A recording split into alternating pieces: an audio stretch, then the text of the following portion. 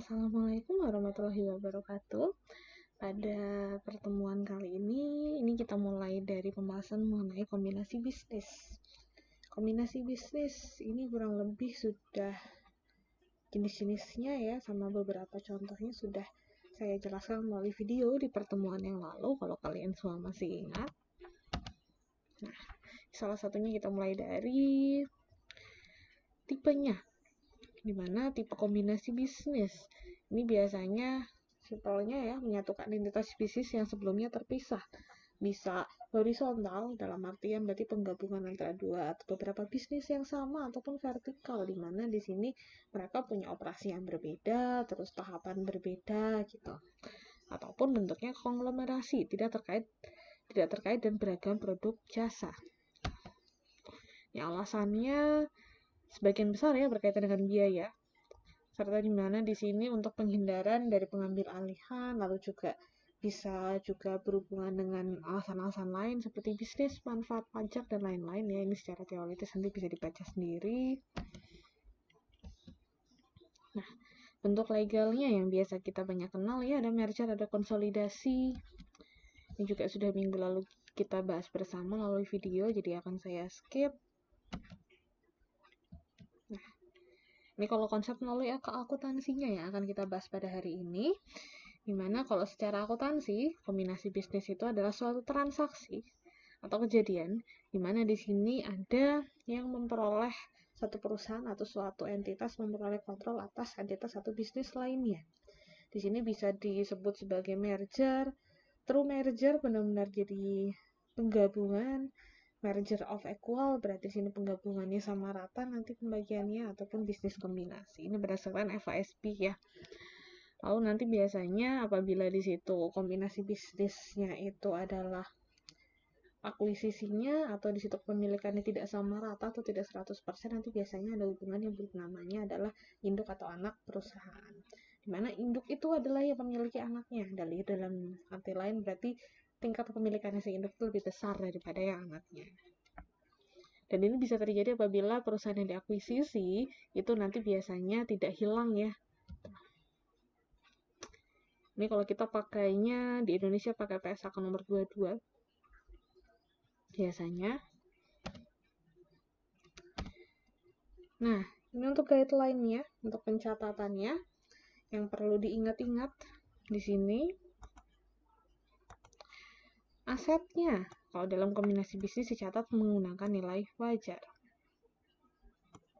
Nanti juga kalau katakanlah di situ pembeliannya misalnya menggunakan saham atau mengeluarkan saham baru, berarti nanti biaya-biaya lainnya seperti pendaftaran, penerbitan itu nanti juga dijumlahkan. Dalam artian nanti juga harus diakui namanya biasanya disebut sebagai additional paid-in capital.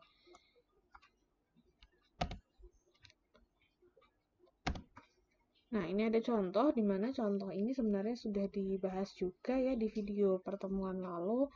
Jadi ada Poppy Corporation, di sini dia ingin mengakuisisi Sunny Corporation dengan menerbitkan 100.000 saham yang nilai nominal saham biasanya adalah $10. Nah, sahamnya si Poppy ini di pasaran secara pasar nilainya adalah $16. Jadi untuk pencatatan investasi untuk akuisisi si Sunny Corporation ini, jurnalnya ada jurnal yang di kotak kuning ini, di mana di debitnya kita harus mencatat di sini adalah investasi untuk Sunny Corporation ini 1.600.000. Lalu di kreditnya di sini kita catat yang pertama adalah common stock, berarti di sini saham yang baru diterbitkan. Ini kita catat sesuai dengan nilai parnya dulu di sini. Ini masing-masing $10, jadi di sini ada 1 juta. Kalau sisanya yang 600.000 ini adalah selisih antara dari nilai parnya, nilai asli sahamnya dengan nilai pasarnya $16, dimana kita nilai investasinya pakai yang $16 di sini ya. Selisihnya di sini biasanya bisa berupa biaya-biaya lainnya, dimana kita catat sebagai additional paid-in capital. Di sini selain selisih antara nilai par dan juga nilai pasaran dari saham tadi, di sini ada juga biaya pendaftaran, serta konsultan. Nah, ini ada 80.000 dan 40.000. Di mana dua ini 80.000-nya ini adalah vendor fee dan konsultan yang kita anggap sebagai expense dari investasi, sedangkan 40.000 untuk biaya pendaftaran dan penerbitannya kita anggap sebagai additional paid-in capital. Di sini kita bayar secara kas 120.000. Di sini karena akuisisinya adalah kita anggap akuisisi keseluruhan ya, berarti Sunny Corporation-nya dikuasai secara keseluruhan, berarti di situ lebur menjadi satu dengan si Poppy, di mana di situ si Poppy juga harus mencatat aset-aset yang sebelumnya punyanya Sunny. Jadi aset-aset milik Sunny yang dia akuisisi ini dicatat semua oleh Poppy dengan nilai sesuai dengan nilai wajarnya. Jadi kalau di sini ada keterangannya asetnya berapa, ini XXX-nya itu silakan diisi dengan nilai wajarnya. Lalu di sini investasinya juga jangan lupa dituliskan di kredit juga bersama dengan hutang-hutang yang ada. Dan nanti apabila masih ada selisih antara debit dan kreditnya, di sini bisa dicatat sebagai goodwill. Bagian ini silakan dipahami dulu ya.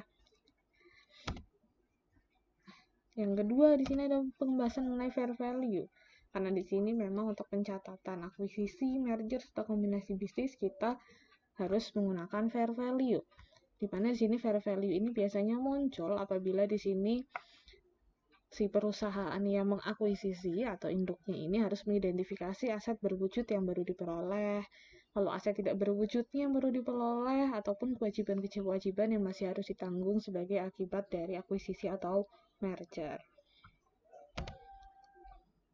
Ini untuk penentuannya, untuk penentuan dari fair value-nya. Jadi di sini fair value itu nilai wajar sebenarnya bisa dicari atau ditentukan menggunakan 4 cara. Yang pertama, ini yang paling umum, ini adalah sesuai harga pasar yang pas. Yang pertama ini bisa dipilih apabila barang aset tersebut mempunyai pasar yang sudah established, atau dalam artian pasar yang sudah terpercaya. Seperti saham berarti ada pasar modal, ada IDX di situ. Jadi kita bisa pakai nilai sahamnya yang ada di IDX. Atau yang kedua, di sini menggunakan perhitungan yang sudah kalian semua pelajari di AKM ya, AKM 1 atau AKM 2 mengenai nilai waktu uang. Ada present value of estimated future cash flow. Jadi di sini ada future cash flow-nya ya, net present value-nya dari future cash flow. Ini sudah kalian pelajari di AKM. Lalu di sini bisa juga nilai sekarang arus masa depan. Atau di sini yang nomor 3 juga nomor 2 dan nomor 3 sudah kalian pelajari di AKM, ataupun nomor yang keempat ini adalah yang paling tidak meyakinkan, menggunakan estimasi secara internal lainnya. Tapi umumnya kalau misalnya ada opsi nomor 1 yang dimana mereka punya harga pasaran seperti saham tadi, ataupun kalau aset-aset yang misalnya katakanlah bangunan, berarti di situ mereka ada apa istilahnya ya, penilainya secara khusus atau pasar yang terpercaya, kita lebih baik pakai yang lebih terpercaya. Ini pengecualiannya yang tidak dikenai hukum fair value. Di sini adalah aset kewajiban pajak tangguhan, di mana di sini aset atau kewajiban yang merupakan tangguhan pajak atau yang belum dibayarkan. Lalu ada pensiun dan manfaat lainnya, ini tidak pakai fair value. Sewa guna operasional, leasing, tidak pakai, dan juga goodwill. Di sini tidak pakai fair value karena tidak dianggap tidak ada nilainya.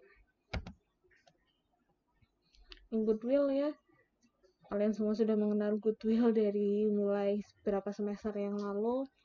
Intinya biasanya goodwill ini merupakan suatu kelebihan dari yang berupa selisih antara nilai aset yang sedang ditransferkan atau nilai wajar dari berbagai kepentingan non-controlling interest gitu.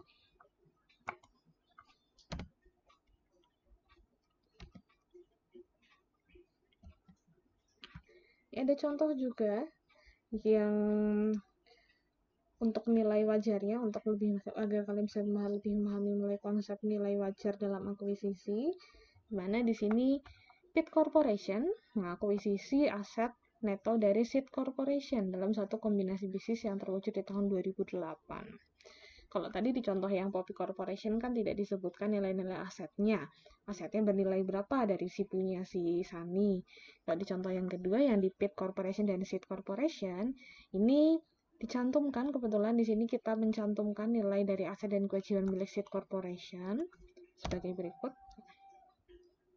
Ini ada book value-nya di sini di sebelah kiri, lalu di sini di sebelah kanan ada fair value-nya. Ini kalau book value-nya di sini total asetnya di sini asetnya mereka punya ada $1.000, sedangkan kewajibannya ada 250, sehingga kalau dikurangkan aset bersihnya setelah di sini kita anggap asetnya sudah kita gunakan untuk membayar seluruh kewajiban ini ada 750. Sedangkan setelah dihitung fair value-nya, di sini bisa menggunakan jasa appraisal dan lain-lainnya. Ternyata di sini mereka punya total asetnya adalah 1.140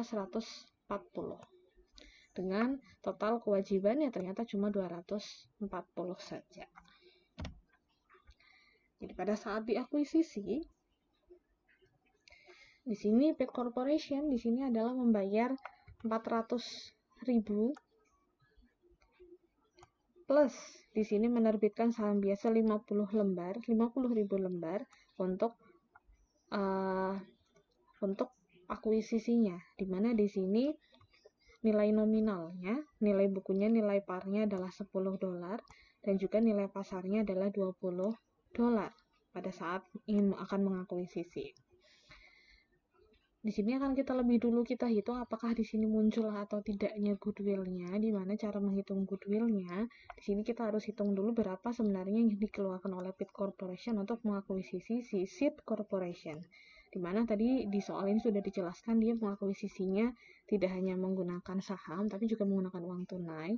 Jadi pakai uang tunai $400.000 plus nilai sahamnya yang dikeluarkan di sini berarti ada 50.000 lembar dengan nilai pasaran 20.000. 50 lembar kali 20.000. Di total semuanya jadi di sini sahamnya ada 1 juta ya ditambah 400.000 sehingga di sini ketemu untuk mengakuisisi di sini adalah si Pitt Corporation ini mengeluarkan uang 1.400.000. Sedangkan Seed Corporation-nya di sini nilai wajar aset netonya, nah, yang tadi sudah dihitung ya setelah ada book value yang sudah dihitung fair value-nya, setelah dihitung ulang, di sini kan total asetnya ada 1.440 dengan kewajiban yang masih harus dibayar 240. Kalau kita asumsikan aset-asetnya sudah kita gunakan dulu sebagian untuk melunasi seluruh kewajiban, berarti kan nilai asetnya sudah berkurang sebesar 240 juga, ini dikurangi ya. Jadi di sini total net asetnya bersihnya yang bersih dari kewajiban ada 1.200. Nilai wajar dan aset net yang diakuisisi mulai punyanya sih ada 1.200. Jadi di sini muncul ada goodwill 200.000.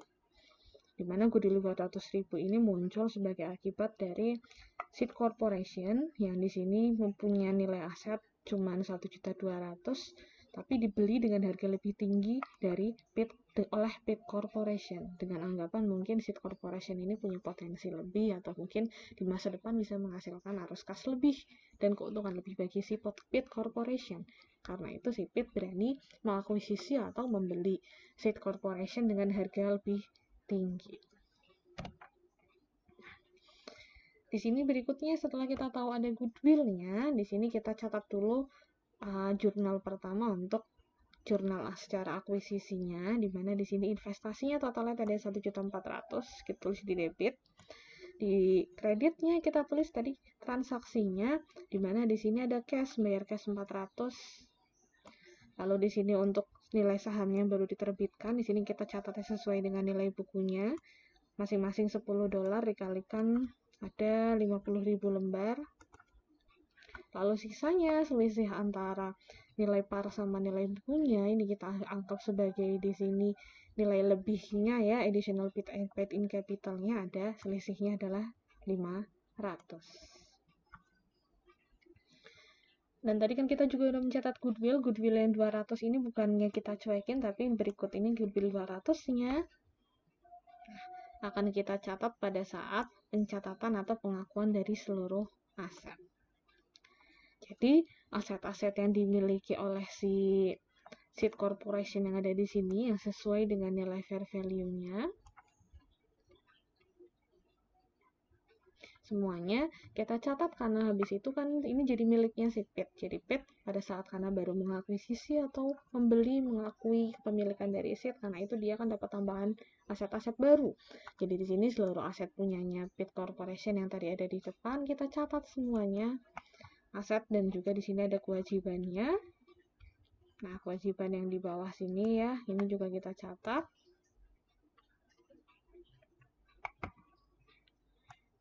Kewajibannya kita catat juga, jangan lupa di kreditnya. Di sini kita masukkan ada akun baru yang berupa investasi ada 1.400.000 dan selisihnya yang 200.000 dari hasil goodwill tadi kita catat di debit. Oke, sampai di sini ya. Saya harap masih bisa dimengerti. Nanti kalau masih ada yang bingung nanti bisa ditanyakan pas lagi diskusi ya. Selanjutnya apabila di sini ada akuisisi menggunakan metodenya bargain. Kalau tadi kan pakai yang fair value ya. Di sini kasusnya hampir sama. Ada Pit dan juga seed ya.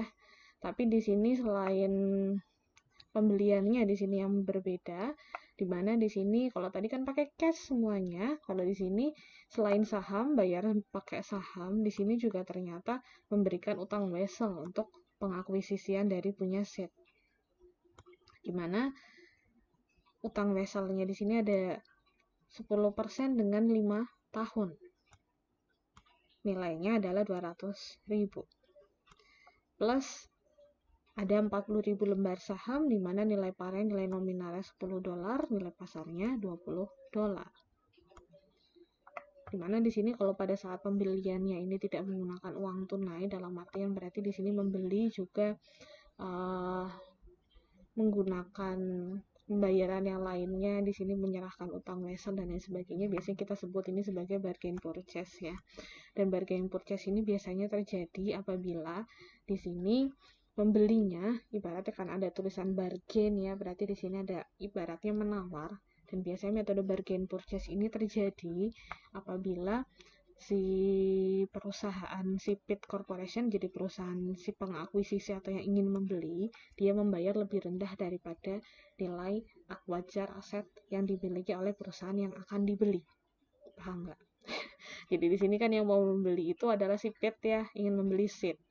Seed itu nilainya ada 1.200 dari hitungan yang tabel tadi ya. Nah, yang ini ada 1.200 ini.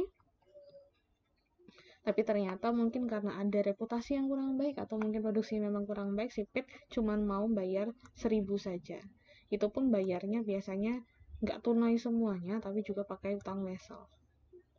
Jadi pada saat total nilai pembeliannya lebih rendah daripada net asetnya, itu biasanya selisihnya kita sebut sebagai bargain. Kalau di sini nilai pembelinya itu, katakanlah nilai pembeliannya total ininya lebih tinggi daripada aset yang dimiliki, itu kita sebut sebagai goodwill, sebagai keuntungan, karena ada nama baik atau mungkin ada potensi lebih. Tapi pada saat dia belinya ibaratnya nawar ya, nawar lebih rendah daripada harga atau total aset yang dimiliki, itu kita sebut sebagai bargain. Jadi sebutnya keuntungan dari pembelian, bagi si pembeli kan untung gitu.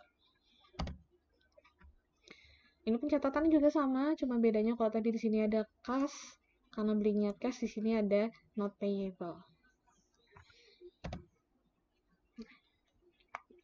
Untuk pencatatan asetnya di sini juga hampir sama, aset-aset yang dimilikinya dicatat sesuai dengan fair value-nya. Lalu setelah itu nilai investasinya juga dicatat di kredit.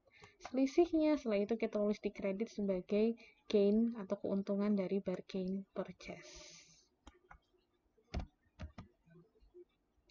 Ya, sampai di sini dulu, dimana di sini apabila masih ada yang bingung nanti bisa kita diskusikan bersama di Google Classroom. Terima kasih.